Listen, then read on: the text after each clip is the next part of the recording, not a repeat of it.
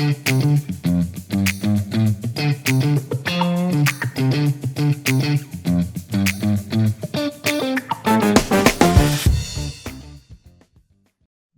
is up, everyone? Welcome, welcome, welcome.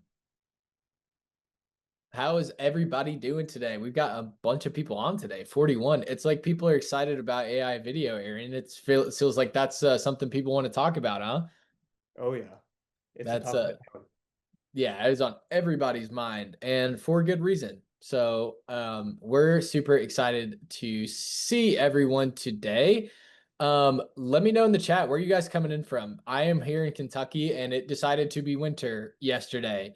So we got snow in like the matter of like 2 hours, and it's like, now it's winter, I guess. And my birthday was like 5 days ago, and it's never even cold, around this time of year. So now, okay, we've got Belfast. Shout out Belfast in the house. Yeah, it is raining.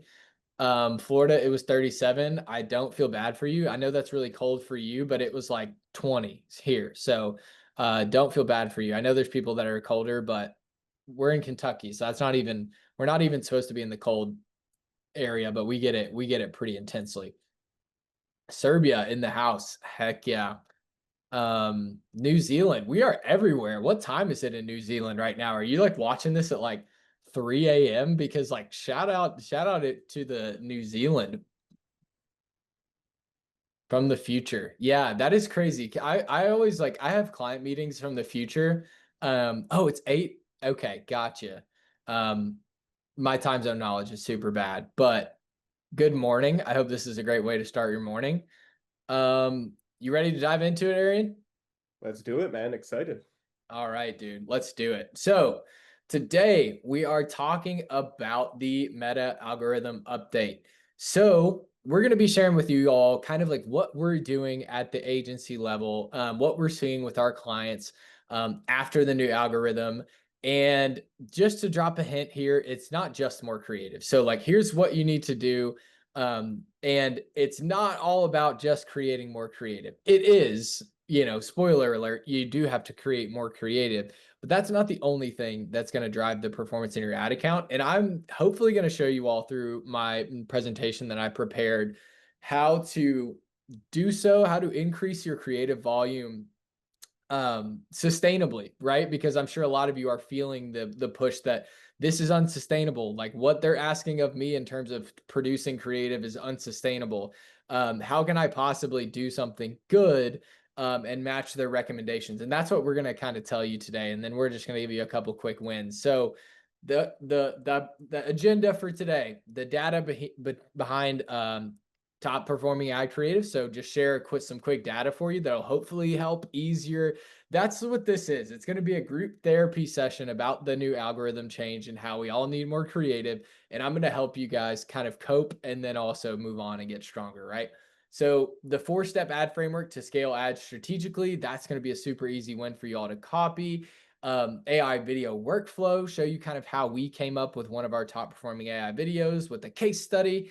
And then we're going to share with you all the brief template that I literally use every single day with every single one of our creative clients that you all can take, plug into your Claude projects, plug into your GPTs, and you'll be on your way. So first segment, numbers don't lie. So one thing I was thinking about in this whole new discussion, which is how many ads do I need to launch every week? Facebook is telling me I need to launch 20 ads a week. How do I possibly do that? Are the people who are crushing it, are they launching 1 million ads a week? What percentage of spend are their top ads taking, right? Because you would think per Meta's recommendation that the top ads in people's ads account are the ones that, whereas it used to be a huge percentage, now it's like spread over a bunch of different ads. So the top ads aren't crushing it with spend like they used to, and they're spread out over all of over all of the ads in your ad account. Well, I wanted to show you that this is from an analysis that I did with agency clients, that 57% of ad spend comes just from the top 5 ads. And this is like over multiple different accounts. So the point that I want to make here is this number is going down. We are seeing that creative diversity is bringing this number down consistently, but also it isn't 12. You know what I'm saying? If this were 12 and you look in your ad account and you say, oh my gosh, we've had that one random picture ad that nobody even likes anymore, but it has just spent like $1 million over time and we can't turn it off because it's so good. How many people in the comments have that ad in their ad account that's just been the one that works forever that they don't even like? And they're like, oh my gosh, this is the only one that ever spins. We need to find more. I hope this number is comforting to you to say that, yes, we do need more creative. And yes, we are changing what we do and we are changing how we think about creative production to come up with more ads. But when we look here, it's still the top winners that are taking up the bulk of the ad spend. So really the system is about creating diversity in the account and finding winners, kind of like as it always has been. Now we just need more. We need more creatives to find it. And that number is going to keep going down, right? If I do this presentation next year, I'm sure that number will be below 50% and it's going to keep continuing to go down. But don't panic. I have kind of the solution for you all, and I'm going to show you all how to take care of that. So next segment, this just in. What is the big thing that's happening in the ad world today? Obviously, it's why you're here. It's the Andromeda update. And my thoughts on the Andromeda update, as somebody who is in the shoes of a lot of the people here, in our job just got harder, right? For the creative people, if you are a business owner and you're running your own ads and you're coming up with all of your own creative, and it's been a struggle just to like keep the lights on creatively as it is, I bet you felt the pressure of the update where everyone's saying, hey, we need more creative. Now, I want to encourage you with my take on this because I feel that same pressure, honestly, right? Because I'm the director of creative here. Like my role took a big different, it has a different tone now with the algorithm. But the thing that I think is really awesome about this algorithm is that it helps those with better creative win. And I think that that is how we take this and use it to our advantage, is that because Andromeda, what it does is it's so much better about learning what people do and the actions that they take. And it's so much better at pulling that creative from the database and showing it to the right person, that it kind of makes our job easier. That if we're giving it the right things, it's going to do a better job for us before. And if we can take creative and make that our advantage, then it's like AI to to the speed of sound, right? Like we can use the powerful nature of this algorithm. It's not just something that we have to figure out or overcome or have to learn something new. It's an incredibly powerful tool that we can take advantage of.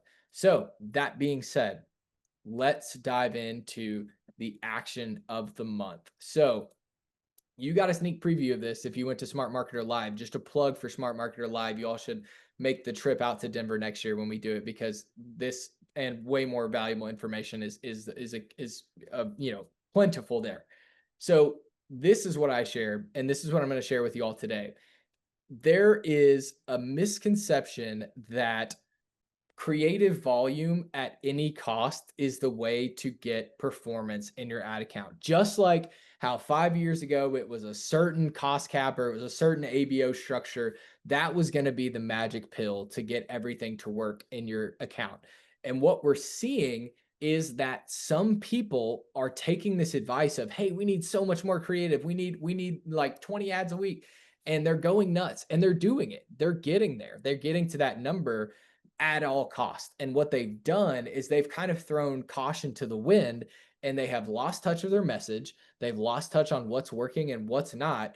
And yes, it's creative volume, but I call that creative noise, because just like in any system, when you introduce noise, you have no idea what's going on. Your data becomes unreliable. And then we find ourselves back at square one every single week when we go to start creating ads, because guess what? We didn't learn anything from the ads before. So I'm going to teach you 4 steps on how to basically plan a round of creative. Like this is literally my process as the creative director. When I go to plan ads for our clients, this is exactly the process that I do. So take notes and be ready. Save your questions. We'll have time for questions at the end.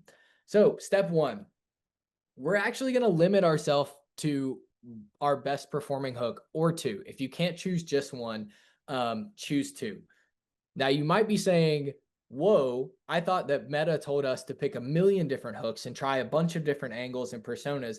Yes, that's true. What I'm saying in terms of hook here, hook is an interesting vocabulary word. I'm saying the marketing message that you've seen work most consistently. So this is high level why you got into business. This is why you do what you do is to solve this problem. It's to offer this benefit to people. It's to change people's life this way.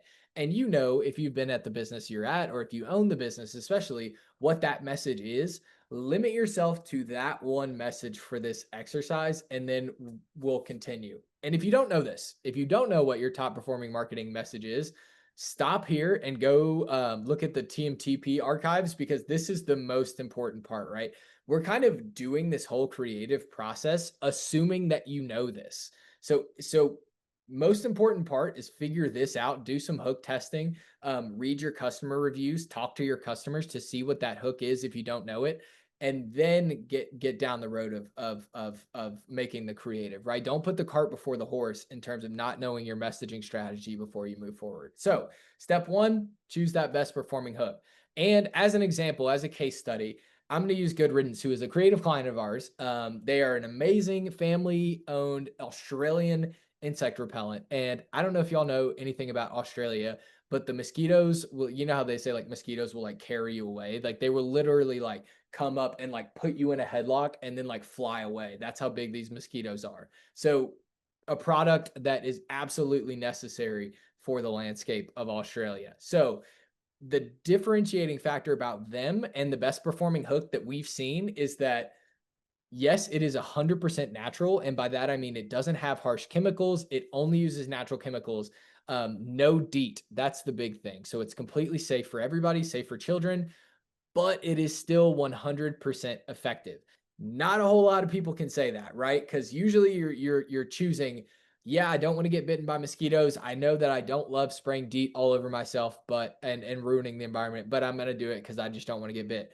And then other people who are like setting coffee grounds on fire or whatever those like, witch doctor tricks are to get rid of mosquitoes, and then they don't actually work, you know, you don't have to make that trade-off. They're saying that you can choose, you don't have to choose between safe and effective. And we've seen that hook work over and over and over. So we're going to choose that one to start with for our exercise. So step one, boom, we've got our hook, check it off. Step two, we're going to create an experience around the hook by choosing from these variables that I'm going to share. And I use that word experience really intentionally because this is how I want you all to think about creatives in your ads. I want your thought process to be, I have this message. There is this heart of my ad, and it's the same thing that is why we got into business. Basically, to use Good Riddance as an example, the heart of their business is we don't want people to suffer from harsh chemicals or mosquito bites. So we have to invent a solution, right? You know what that is for your business. So that is the message. Now, how do we create an experience around it? How do we create something by which people can experience that message? So that's the creative, right? The creative is just an experience. And that language, I think, is really important for a reason that we'll talk about later. So, what are those variables? What are the different ways that our experiences can differ from each other? So here's a great list of experiential variables. Screenshot this, like this, send this to your creative people, use it yourself to come up with ideas. There are a million. And it's just starting with tone. I mean, like tone is a huge one. There's an infinite number of tones you can use in your ads. Like, I've got a bunch listed here. Emotional is a great one to target people. If you have something that is something that more on that emotional side. Lighthearted, serious, angry. Like these are coming to mind. And as you read this list, like bookmark the ones that stand out to you. Like, hey, we should use these. Another variable that you can change in your creative or in your experience is the setting. Where is it? Like literally in the visual, where is the message? Like what is the setting of the ad? Is it inside, outside? Like if it's in a house, what does the house look like? Decor style. Like I would respond to a different decor style. I know this is not my ideal. This will all be renovated at some point, but don't take like dark attic area as my decor style. It's much more expensive than this. I just don't have any money, right? So that I would respond to an ad differently that was in a certain type of decor than what, somebody had like, no offense to farmhouse people, that's not myself, but like, a big farmhouse, like, house style. I wouldn't respond to that, right? So that actually, like, those are the little things that with Andromeda will actually impact the performance of your ads. And then there's a bajillion other ones, like number of people, like just how many people in your ad, cultural zeitgeist, like literally what is going on in the cultural zeitgeist right now. Like you can pick out current events, things, throw them into your ads and use your hook as a solution to a problem going on, or to um, you know align with somebody's values. Those setting is such another powerful experiential variable.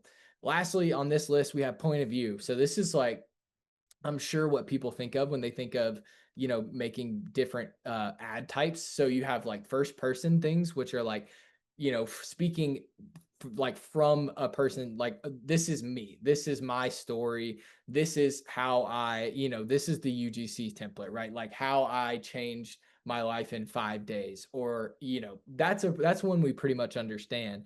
But there's also other perspectives like second person, like, hey, speaking to you, calling you out, the person who's watching it, here's what you should do, or here's some education that you should take. Those two ads, even though they could have the same hook, are really different if I'm saying, hey, this is what I did, or hey, this is what you should do. Those are two completely different ads, right? And then lastly, you have like third person, where it's like, this is what happened to this person in general. It's like great for top of funnel educational ads, all of that stuff. And there's more.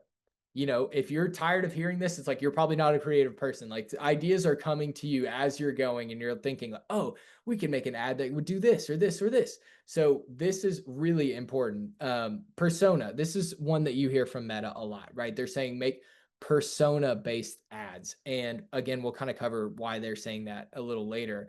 But think about who is the character. That's another good word for it, I think, in terms of like in the story, who is the main character in this, in your creative? Is it the founder? We're seeing founder ads work really, really well right now. Employees, customers.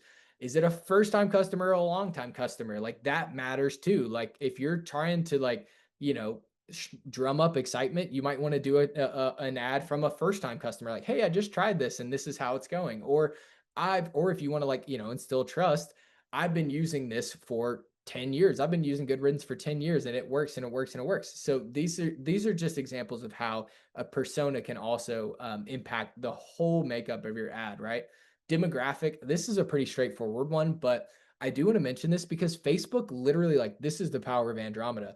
Facebook understands and will scan and know what people look like. Like Facebook knows about you, what type of videos, like what demographic of person do you respond to the best in your watching habits. And so we can make a great ad, like say, hey, we got a UGC ad that works really, really well.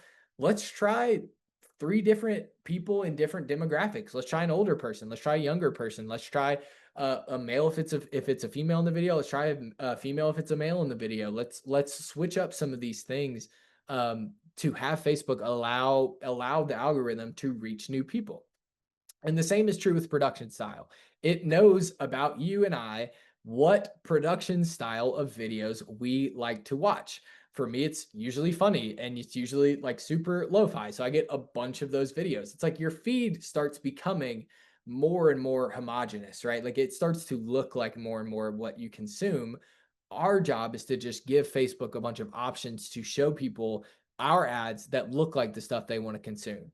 And so, for the exercise, just choose 4 of these experiential variables and list them out here, the ones that you think go together the best and the ones that you think, hey, we could do this, like this makes sense for us. For the example of this test, I've came up with one that's like a nature scene that's tranquil, that's like a professional photography style, and that's educational. The hook is going to be educational. The second one is lighthearted. So maybe it's something a little more fun in a graphic form. And it's going to be that second person like PSA, hey, check this out. Lastly, the more emotional side, like a concerned family situation where it's like, hey, this, and this is all in the context of good riddance. Like, hey, I'm concerned about my family and the dangers of chemicals and the dangers of mosquitoes. So it makes sense that I would choose a personal story and UGC. All these things kind of just fit together to tell a story, right? And one thing I want you to notice about this, about where we are in the journey of planning our creative round, is that we have gotten to this point without mentioning a single technical variable. Bonus points if you were already there and you were like, wait, he hasn't chosen image or video yet, or placement, or insert fill in the blank, CBO, whatever. We have created 3 different completely unique creatives, and we haven't even mentioned all of the technical variables, which are the things that you're familiar with and when you probably think of creative diversity, which are things like image versus video versus carousel, placement, XYZ, length. Should my ads be short? Should they be long? Like should they be really, really long? They should be all of them. Technical details. Like these are the things that people typically think of when they think of diversity. But I'm going to tell you that it's the ones we talked about previously. It's the experiential variables that actually matter when it comes to um, having creative diversity in your ad account, right? So let's just choose some technical variables. This, I think, makes sense for an image. I think that the first test makes sense for an image, professional image, going to be super easy for us to produce. That makes sense. A graphic is just always going to be easier for us to do in an image. Let's do that. This one, the family story, I think it'd be pretty impactful if that came from a person. So let's make that a video, right? So we're just kind of like plugging in and mixing and matching here. And so taking a step back, here's exactly what we have. We have a hook, which is the overall marketing message, right? We chose that in step 1. And then we have the experience, which is a combination of those experiential variables and then the format, right? And voila, when they combine, when a hook and experience have a baby, they make an ad, right? So here are the ads that actually came through the creative service based on this planning that we did, based on this strategy that we put forth before. So the first ad, you can see here, it's tranquil, it's in nature, it's a professional style. So it's like high production value. And that hook is coming through here in safer effective, right? And there's also some really good stuff that's going on here. Like I know this is might be really small on your screen, but things like tested in cockadoo, that's an authority claim. Like that is a claim to, this is tested in the most mosquito, like those mosquitoes that will like give you a noogie and like take your lunch money. That's like that, they're from cockadoo. So using insider language here too. But really the hook is just, you don't have to choose between being safe or effective. The second one, um, it says a safe, DEET-free. Did you know? First of all, great headline. I know it's an ad format we all use, but just use it as a headline. Just throw "Did you know" out there, and then people will respond. A safe, DEET-free alternative has been proven to be just as effective. It's lighthearted, right? Like we have a mosquito graphic. It's informational. It's a PSA, but it's really the same hook. It's the same exact hook that, hey, this thing that doesn't contain DEET, that is safe for you to use, it can be just as effective as those super harmful chemicals that you put on your body. And lastly, we have the UGC. This is the one that you all are thinking about probably when you think about making video ads. This is a mother that hops on and says, I was tired of my daughter getting bitten, but I didn't want to put all these nasty chemicals on their skin because the warning label for DEET says like not safe for children under. And I'm like, what? Why would I use that on my kid? So that's the story that she's giving there. Again, very, very, very different ads. All 3 of them are way, way different, but they all have the same hook, right? Like they are all basically the same heart. So the only thing that we're changing here is the combination of experiential variables. Like when you do an X-ray on this, all 3 of these ads are the same hook, the same heart, but the experience around them changes, which will allow Meta to show it to different people who might respond for different reasons. And that's the power of the algorithm. So we've got our tests done. We've got our images and our videos. All of our creatives are ready to go. They're put in the test campaign and we test them. So then what do we do from there, right? So ding ding ding, we got a winner. All three of those ads are winners because I only choose the winners to share. I don't share I'll share losing ads if you message me individually, maybe not. But here's the winners. So this one was a winner. And again, what am I doing? I'm going to look at the variables that we tried here. So what am I seeing? I'm seeing with like, okay, this one is tranquil. This one is in nature. It's professional style. It's educational, and there are no people in this ad. So when you think about persona, there's nobody here. So that's a variable that we can really easily change. So I'm gonna just take one, literally just one of those variables and make a change, right? And in this one, I went from no people to human activity. Now you can see in this one, there's an image of the backpacker.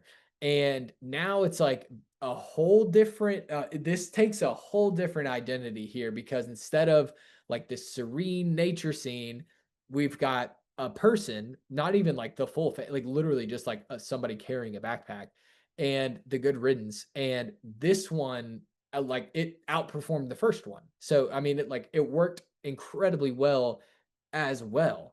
And all we did was change one tiny, tiny little variable about the experience. And the superpower behind that is that we knew what to test for.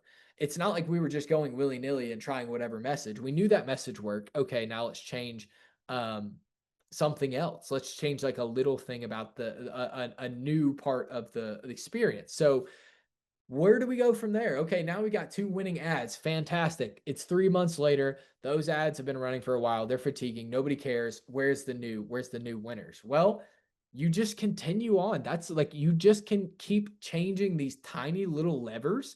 Like for instance, okay, these images both work. Let's create a UGC video around it. Let's make a video that is UGC style. And we have pretty good confidence it's going to work because we've seen over two different tests that these things, the variables around it are solid. So now we're going to change another one to see if we can get something diverse out of it to work. Let's take another image and just change human activity as the persona to human connection. So show a bunch of people around a campfire with good riddance sitting there and pretty high confidence that's going to work. That's going to reach an entirely different audience than the backpacking one because the backpacking one might be somebody who's like, I'm a loner. I don't want anybody around, not even mosquitoes. And the human connection one is like somebody who says, when I go camping, I want to get rid of the bugs so I can be with my friends and hang out, right? Those are two different, totally different ads. And all we did was change one little thing. And the last one it's just a style change. Like, why don't we have a backpacker take a picture of good riddance with their backpack and just take this same ad, use a different production style, and somebody who responds to like actual real life people content more is going to respond to that one better, right? That's the power of changing small variables. So the point here is with the right variable changes, small changes become big changes. And what I mean by that is I think the discourse has disproportionately emphasized those format variables, those technical variables. I think people, just because it's like easy conceptually to understand, oh, if I have a bunch of videos, I should start doing images, or oh, I have a bunch of UGC, I should start doing, those are easy things to understand. The deeper level in terms of human psychology, behavioral science, is these experiential variables, the things that actually change how we experience creative, right? Things like persona setting, point of view, XYZ, go down the line. That's how we as humans experience things differently. And that's not just ads, that's everything. That's TV shows you watch, that's interactions that you have with strangers, that's interactions that you have with your partner, like, people really well. The setting changes everything. What the character is, like the power dynamics, that changes everything, right? Like this is just story making. And now, because we've taken all of this story elements and broken them down into variables we can test for, that's creative strategy. And the point I want to make here is that this is why thinking of humans first when you think about creative is so powerful. Not thinking about the algorithm and how can I make this like ambiguous black box thing, like, like me enough to give me money through Facebook, right? That's not what we're doing. We want to think about the human on the other side of the creative first, right? So the algorithm first strategy, I just want to make this super, super clear. When you see, and if this is you or if you love these people, like, and they help you get ideas, great. But like when you see people online that are like if you try, 87 different, like try these 87 ad formats and then you'll like your account will blow up.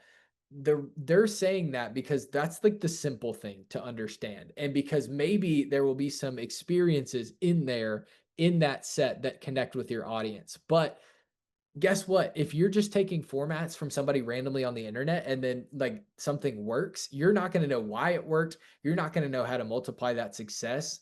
Um, the reason I have the black box imagery here is because this algorithm is complicated. Like I don't pretend to understand it all. Meta probably doesn't even understand it all. It's literally learning itself. So it's unknowable. We know the function of it, but in terms of like the insides, like nobody can know. What we can know are humans and what we do and how we experience things. And this is how your volume becomes diverse, right? Because the human on the other side, this is the fun fact, is that like the human on the other side is actually directing the algorithm. Like the algorithm is not a living, breathing human being that can decide what your ad performance should be. That's only humans. All the algorithm does is learn from humans and learn their patterns and then make its decision based on them. So the algorithm is looking at people first. We probably should too. So the next time that you frantically, sit down and you're like, I got to make 25 ads and I don't have any place to start. Um, Remember that volume for the sake of volume is just noise. It isn't going to help your ad account sustainably for you to sit down, scramble through with a scarcity mindset, 20 different creatives a week. That is not going to be a long-term solution. That's going to introduce noise into your ad account. So true creative volume is purposeful, meaning I am testing this for a reason. I have set up the variables and I can name them. And then I know as to whether or not, once I test something, I can see, did that combination of variables work? Did it not? If so, what can I learn? It's directional. So it's thinking, hey, I have a goal in mind. I have a goal with this creative that I want to see if this combination of variables works. Or my goal, my direction is I know this one works. I want to see if I can change it a little bit and get something else new to work, right? So there's a direction to it. And lastly, it speaks to humans and not to algorithms, right? Like I said before, the algorithm is really just learning from what people are doing. And so if we're talking to it, it's like, hey, I got you. Like, thank you. I'm trying to learn from this person. Like, we need to learn from the people as well. So that is how literally like that's how we do it. That's how we come up with creatives and how we come up with like a consistent ad strategy. I think that is the most of it. We have a YouTube page that is popping off right now because we've got my guy Mello, who I'm sure you all might have seen if you follow our other content. He's out there rocking some YouTube content. So is Pep, and really kicking that stuff off. So if you enjoyed, you can check out the YouTube channel. You can get all this stuff. It'll be clipped up. And feel free to share it with family and friends. Look at all these happy people. Don't you wish you had this many friends? I do. Um, that's pretty much it. Do we have questions? I know we're coming up on time, but let's just get a couple of questions if you've seen any good ones come through. Yeah. What's up, Ben? How you doing? Oh, hello, John. Are you John from Texas? One of my many monikers. And I was like, oh my gosh, I'm supposed to help Ben kick this call off, or this call's running late, but sounds like I was pretty unnecessary. That was fantastic. Thank you. But Well, thank I you. I do have a couple of questions for you pulled from the chat. One from Carlos. So Facebook pushing for new creatives, but if one starts to decline, can you ever reuse it after a year or two and make it a new creative again? Absolutely. That is something that our media buyers do pretty frequently is that they're going back and seeing, especially if it didn't work before the algorithm or if it works before the algorithm change and you haven't tried it again since, take it and like not only run it, but also make a bunch of different variations of it that will try something new with it. So pump them all into one ad set and try that for sure. But yes, that's a great idea. Our media buyers do that a lot. One of our best plays for Black Friday, Cyber Monday last year was to actually take our best ads from earlier in the year and just slap some kind of holiday banner or headline on Absolutely. it. Yep. Huge, huge winner. So definitely something we recommend. But I had kind of a take on that question. I wanted your thought on that. I feel like is particularly Ben E, which is okay, you're taking over a new account to do creative. How do you go back and kind of analyze past ads to try to figure out, like, okay, what do I think? You do such a good job of breaking this into those variables. What is your process to kind of go back and analyze past stuff to try to figure out what worked and give you a jumping off point? Yeah, that's a really good question. I look at past ads. I kind of look at the whole picture. One thing that I think that may be even more impactful than just past ads, because past ads are good, but they only tell you what has been tried. They don't tell you necessarily what hasn't, unless you see the whole picture. One thing that I really look at before, when we're starting with a new client, and I have a deep research prompt for this, but like it will help me pull all the possible creative reviews that I possibly can. And that really helps me hear from the horse's mouth exactly as to like what are the things that they report as seeing the benefit of, like, okay, I tried this thing, it accomplished exactly what I was hoping for, it didn't.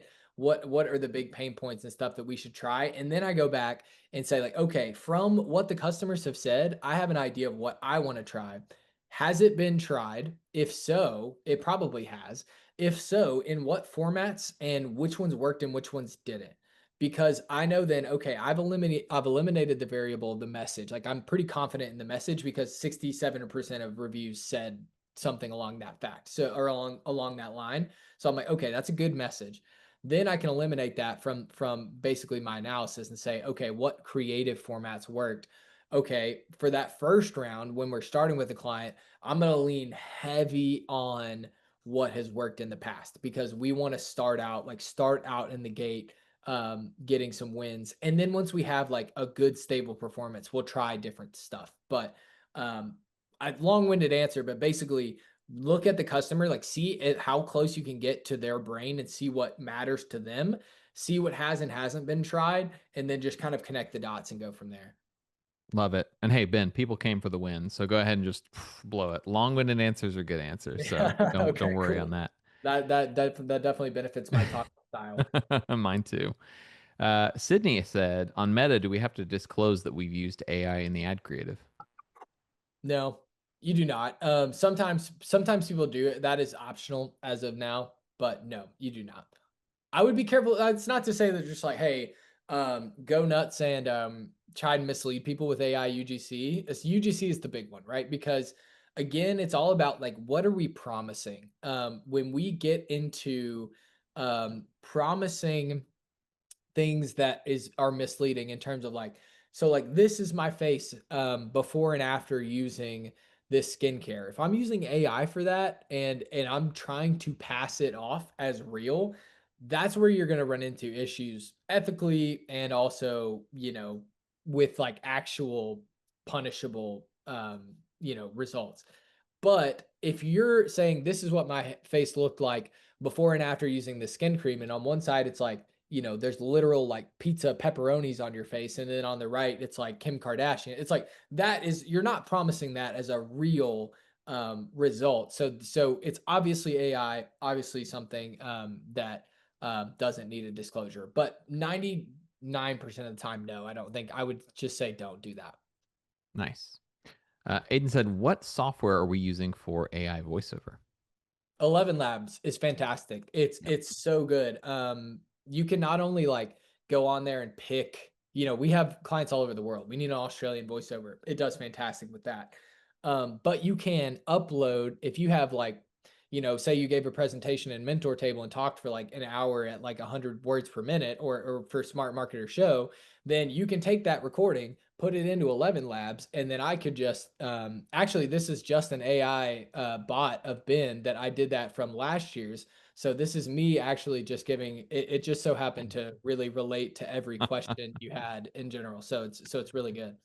Oh, the future is wonderful. Okay, Yeah. last question from Aaron is, does the strategy with having 150 or so hooks on kind of three meat of the ads still work? It hasn't been working for them.